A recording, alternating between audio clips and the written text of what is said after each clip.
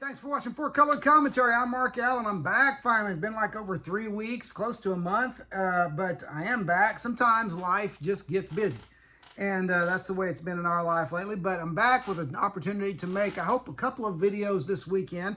I want to get back to the Doomsday Plus One retrospective, and so going into Doomsday Plus One number 4. Now, for some reason, I can't understand this Doomsday in this here. I didn't check the ones before it. I'll have to do that. This says Doomsday Plus One Volume 2, number 4, and I'm not sure why that is. I'll have to check the other ones. I just noticed it last night while I was reading it, and I forgot to check out why. I don't know if you can see that, but you can maybe see Doomsday Plus One Volume 2, number 4. Odd, very odd.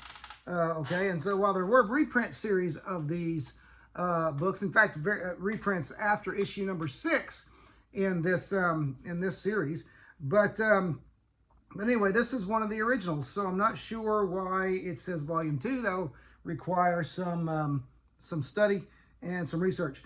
But it starts off in a story called Hidden Empire, and our crew is just, looking at and examining how flooded some of the coastal areas are, and it kind of starts with a recap of the war that took place, the nuclear holocaust that wiped out life on Earth.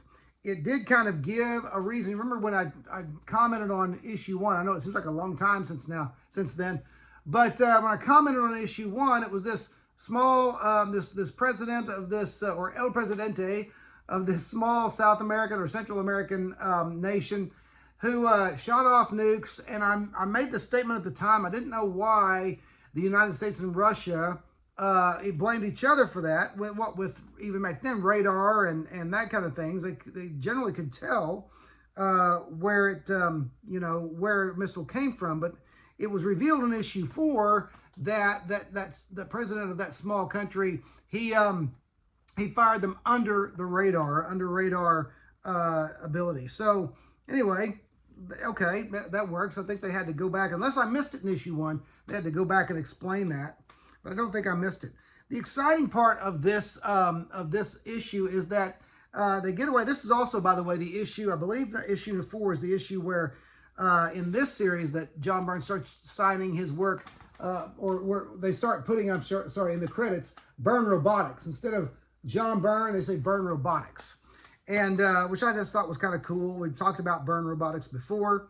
There's what his longtime website, which really is in need of an upgrade, but his longtime website is called. And so anyway, what's really exciting about this story is that it has not 1 but 2 deep sea races, and they're deep denizens, two races of deep sea denizens. And there's the first one that you see, a gentleman by the name of Giz, and he's a kind of a mean looking dude and very, very formidable. There's a scene in here where Kuno attacks him with his sledgehammer in very Thor-like fashion. Kuno hurls his hammer, and it just bounces off of Giz's body because he's lived in the crushing depths of the sea, and that's what his body has become attuned to. Yiz, I'm sorry, I've called him Giz. Giz actually sounds better than Yiz, Y-I-Z. But anyway, there you go. So anyway, we have that first race of undersea dwellers, and then we have a second race that pops up in the midst of this story. It's a little the race being a little less powerful looking, but greater. They have greater technology than the first race. So I don't want to give too much away. Like I said, here's a good panel of showing the confrontational nature of the two right there, and they've got a little bit lighter skin, but on the one race, but they've got hair, whereas the others look more amphibian. And in fact, they are actually, the ones that look amphibian are actually water breathers, while the other race is amphibious. So anyway, neat. Again, another cool series with some great art. I'm not going to go on. I'm not going to pine on this or opine or whatever about John Byrne's art, but I will just show you there the undersea dwelling, undersea city, undersea empire there that we're treated to in this story. The craft, the different designs and everything, and Byrne just, you can tell he had a lot of fun in this. And so anyway, it was a great story. And I did even read I read the prose story, the illustrated prose story in the back called Mutant from the Sea.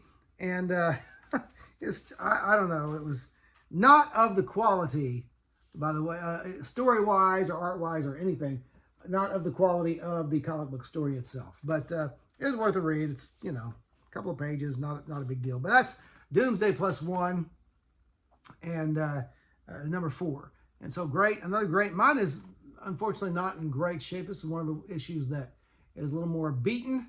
I'd like a higher grade issue, and eventually I'll get it. But I wanted to also introduce you to a new soft drink. I don't know if it's new. It's new to me, and it's 7-Up Tropical. I did manage to find it in 0 sugar. All right. Now 7-Up Tropical. My history with 7-Up and Sprite, and you know, the clear lemon lime type soft drinks, I'm not a big fan. Never have been a big fan ever since I was a kid. Some of you may remember, as I do, the Alka-Seltzer, the tablets that you would get and dissolve in water and drink if you had a cold, and it would help to try to dry you up. And it worked pretty well. It let you sleep at night and that kind of thing. Still, nothing as good as NyQuil. But my parents wouldn't let me have NyQuil when I was growing up. I think they were worried about its effects, long-term effects. But so if you remember Alka-Seltzer, you remember they had the first flavor that they came out with was lemon lime. And once I had that, and it was just such a sad attempt at trying to make something that was nearly palatable. And so after that, 7-Up and Sprite, I couldn't really even stand to drink a whole can of it. And I'm from the days when, you know, Sprite had limon. You remember that? The lemon lime was the limon, okay?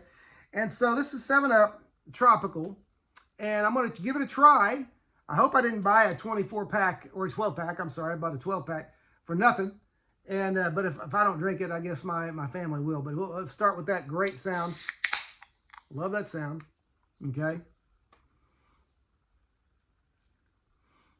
I'm not sure if I sense a tropical smell or not. There is no coconut flavor in here.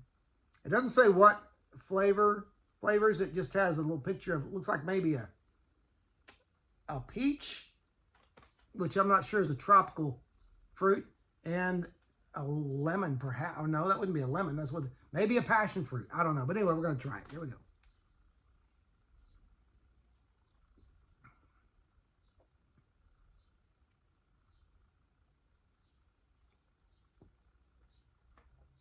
Okay, I'm going to finish that can. I'm going to finish this can because it barely tastes anything like 7-Up. I think one is passion fruit. I'm not sure what the other is. But anyway, very good. Okay, learned something new. A new soft drink. The more soft drinks I have that I can rotate around, the less likely I am to get tired of any one of them, okay? So anyway, there you go. Run out there and find you some 7-Up Tropical, whether you go for the 0 sugar or not. You may be some, if you're a 7-Up fan, you'll probably really like it, but you may like it even if you're not. But anyway, also go out and pick up all of the Doomsday +1, but don't forget number 4. It's a great story, lots of fun, undersea adventures. You can't beat it. But that's it for now. I am going to try to get a couple more videos out there this weekend to make up for lost time. But in any case, don't forget to like, comment, and subscribe, especially comment, because I like that, and I like the discussions that take place. But anyway, whatever you do, thanks for watching, and we'll see you next time.